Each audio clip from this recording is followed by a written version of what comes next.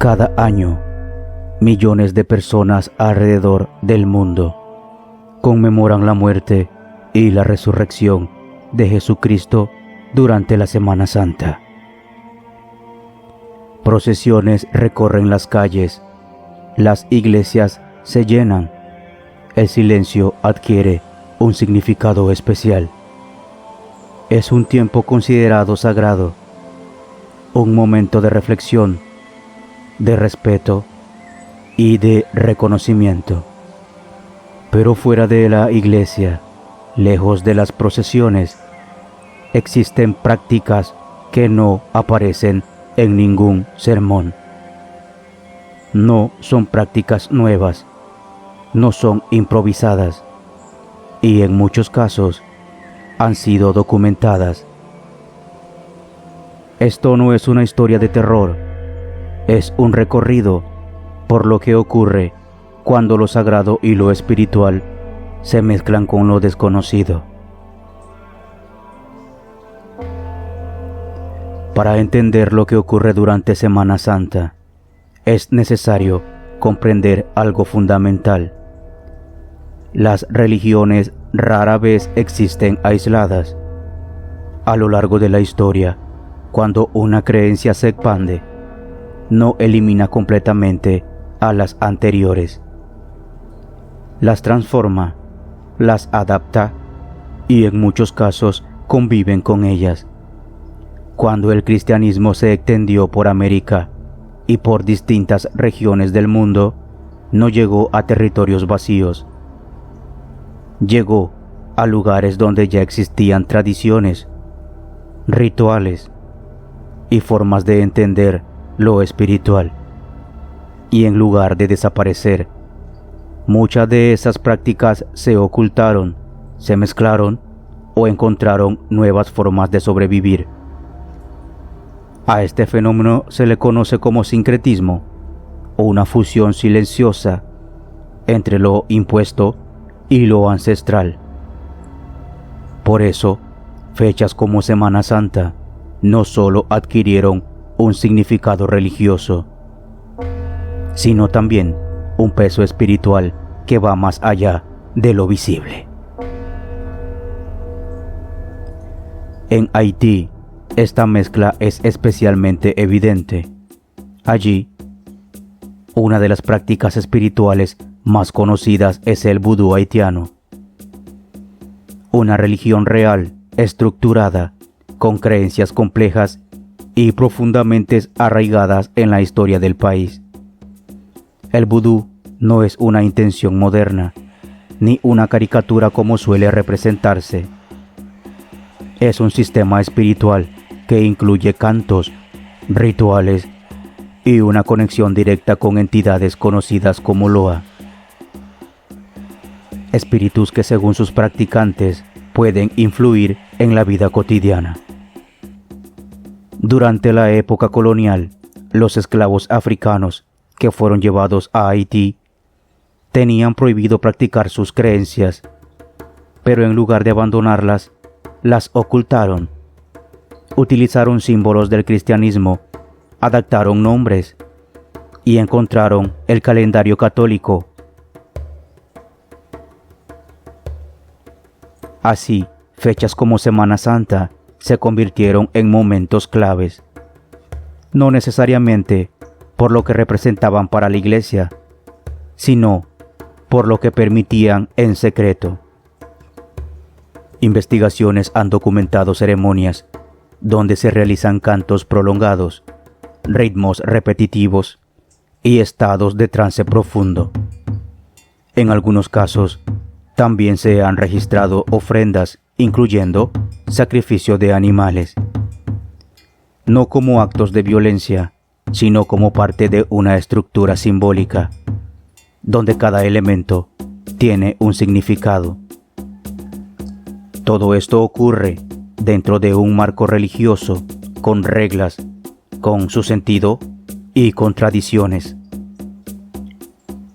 Pero no todo lo que ocurre aquí es visible y no todo queda registrado, porque incluso dentro de estas prácticas existe una línea que no siempre se muestra una parte que permanece fuera de la observación pública.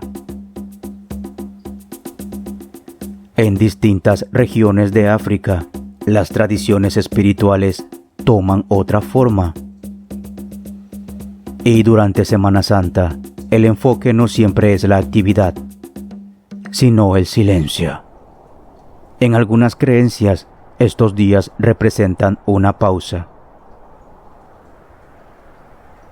Un periodo en el que ciertas prácticas deben detenerse, objetos rituales que se cubren, altares permanecen intactos, las velas no se encienden, no como señal de abandono, sino como un acto de respeto, como si algo necesitara permanecer en calma.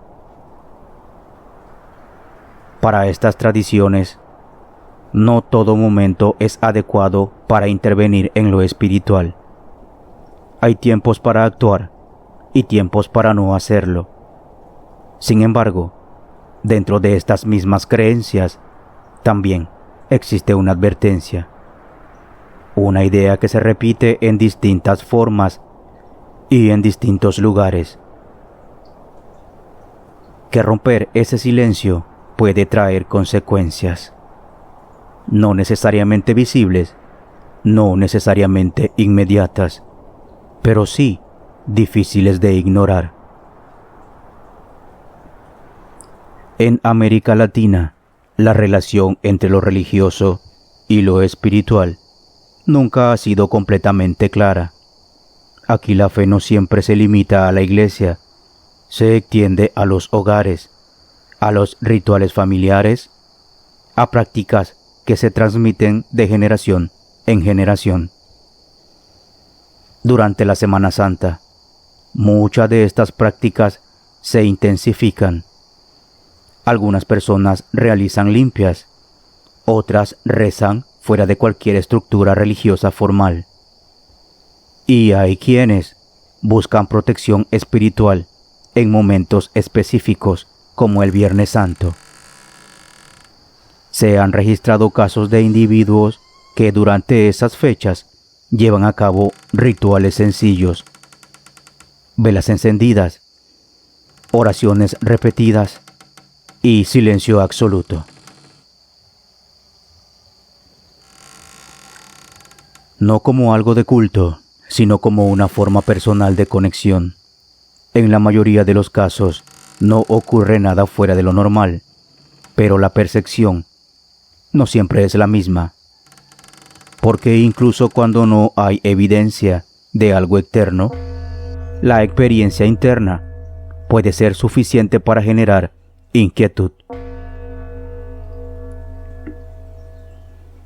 Y aquí es donde la investigación se vuelve más compleja, porque hay una diferencia clara entre lo que está documentado y lo que se interpreta. Lo documentado incluye prácticas reales, tradiciones, rituales con significado cultural y espiritual. Lo interpretado pertenece a otro terreno, el de las experiencias personales, el de las historias que no pueden verificarse, el de aquello que se siente, pero no se puede demostrar. No existen pruebas concluyentes de invocaciones reales, no hay evidencia científica de entidades que respondan a estos rituales.